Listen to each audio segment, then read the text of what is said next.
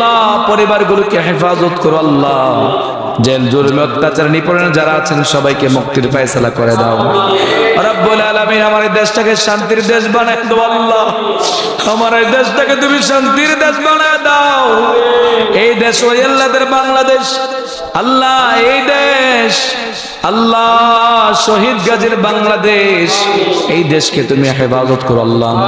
যারা বোমাবাজি করে মানুষকে মারে আল্লাহ, রাষ্ট্রের সম্পদ ধ্বংস করে আল্লাহ, আমাদের সম্পদগুলো ধ্বংস করে অগ্নি সন্ত্রাস যারা করেন আল্লাহ, তাদেরকে হেদায়েত দাও আল্লাহ, তাদেরকে সঠিক পথে ফিরে আসার তৌফিক দাও। সবাই এক নেক হয়ে এক প্ল্যাটফর্মে কাজ করার তৌফিক দাও আল্লাহ রব্বুল আলামিন। দয়া করে মায়া করে আল্লাহ রব্বুল আলামিন, যারা আল্লাহ অন্যায়ভাবে জেল জুলুমে আছেন আল্লাহ, তাদেরকে তুমি মুক্তির ফয়সালা করে দাও।